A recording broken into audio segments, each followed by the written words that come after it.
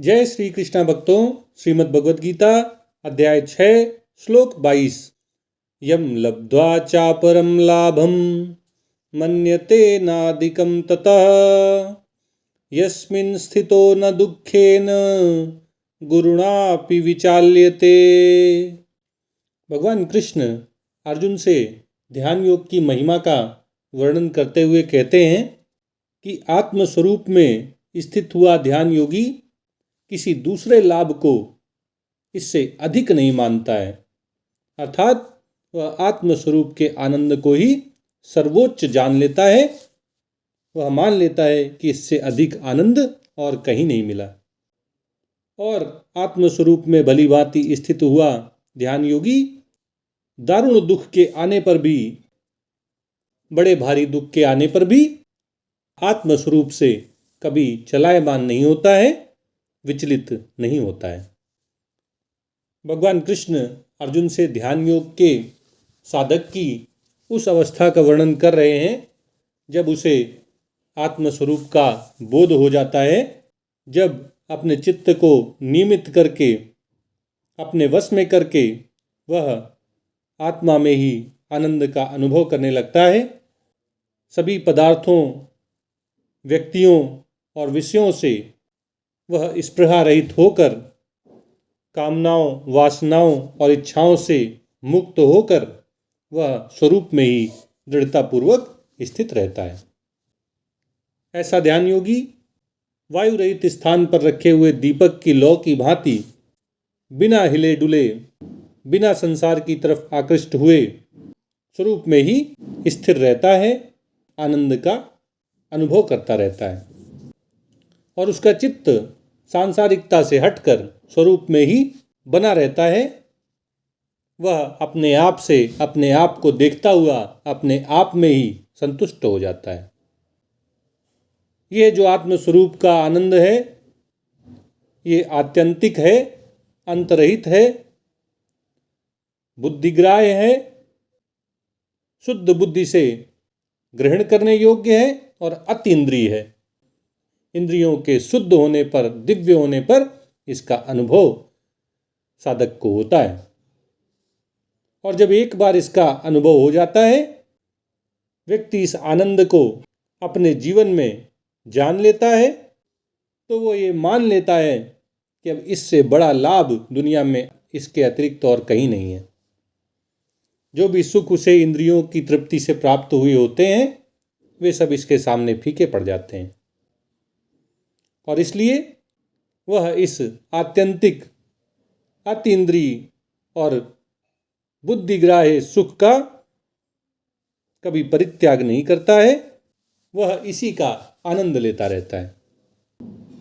जैसे किसी व्यक्ति को 500 रुपये रोज की पगार मिल रही हो, 500 रुपये रोज में वो कहीं काम कर रहा हो, लेकिन अगर उसे कोई 1000 रुपये प्रतिदिन ऑफर कर दे तो वह 500 रुपये की अपनी नौकरी छोड़कर 1000 रुपये प्रतिदिन की नौकरी को ज्वाइन कर लेगा।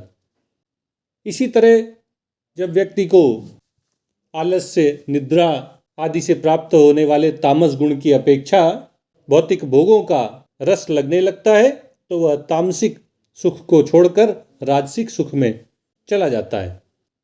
और जब उसे सत्संग का, ध्यान का, जप का सुख मिलने लगता है, तो वह इस सात्विक सुख को उस राजसिक सुख से ऊपर मानकर राजसिक सुख का त्याग कर देता है। लेकिन जब किसी साधक को निरंतर अभ्यास के द्वारा आत्मस्वरूप का बोध हो जाता है, जब कोई भक्त एक बार भगवान की अनुभूति कर लेता है, जब कोई कर्मयोगी एक बार निष्काम कर्म के आनंद को जान लेता है, जब कोई सांख्य योगी एक बार ब्रह्म में ही स्थित हो जाता है, और जब एक ध्यान योगी स्वरूप में स्थित हो जाता है, तो इन सब की एक ही स्थिति हो जाती है कि वे इस परमानंद के आगे कुछ भी नहीं समझते हैं। वे जानते हैं और मानते हैं कि ये सबसे परम सुख है, परम आनंद है। इससे बढ़कर कोई दूसरा लाभ इस संसार में, इस दुनिया में इस लोक में या परलोक में कहीं नहीं है। और ये ऐसी स्थिति है जिसमें अगर एक बार मनुष्य स्थित हो जाता है तो फिर उसके जीवन में कितना ही बड़ा कष्ट आ जाए, भयानक से भयानक दुख उसको आकर घेर ले, लेकिन वह अपनी इस स्थिति से कभी विचलित नहीं होता है। आत्मस्वरूप में दृढ़ता पूर्वक स्थित हुआ वह ध्यान योगी फिर कभी संसार की ओर आकृष्ट नहीं होता है।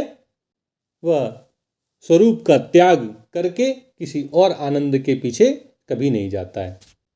जैसे लाभ को देखकर 500 रुपये की नौकरी वाला 1000 रुपये की नौकरी ज्वाइन कर लेता है, इसी तरह दुख के कारण भी लोग विचलित हो जाते हैं। अगर कोई एक फैक्ट्री में काम कर रहा है, वहाँ गैस लीक हो जाए, किसी की मृत्यु हो जाए, तो वह दुख इतना भयंकर है, वह डर इतना भयंकर है कि दूसरे काम करने वाले भी उस फैक्ट्री को छोड़ के चले जाते हैं कि यहाँ जान का खतरा है, यहाँ से हमें दुख मिल सकता है। इसलिए वह अच्छे वेतन की नौकरी छोड़कर भी कहीं दूसरी जगह जहाँ दुख ना हो, जहाँ मौत की संभावना ना हो, उसको ज्वाइन कर लेते हैं। लेकिन एक बार आध्यात्मिक सुख का, स्वरूप के इस आनंद का अनुभव हो जाने पर फिर कभी भयंकर से भयंकर दुख भी उस ध्यान योगी को स्वरूप में उसकी स्थिति से विचलित नहीं कर पाता है। जैसे भक्त अपने भगवान को दुख में और अधिक सुमिरन करता है, जैसे सांख्य योगी दुख के आने पर भी ब्रह्म का ही स्मरण करता है, जैसे कर्मयोगी दुख के आने पर भी निष्काम कर्म करता रहता है, उसी तरह एक ध्यान योगी भी भयंकर से भयंकर दुख के आ जाने पर आत्मस्वरूप में स्थित हुई अपनी अवस्था का त्याग नहीं करता है। वह निरंतर स्वरूप के आनंद में मग्न रहता है।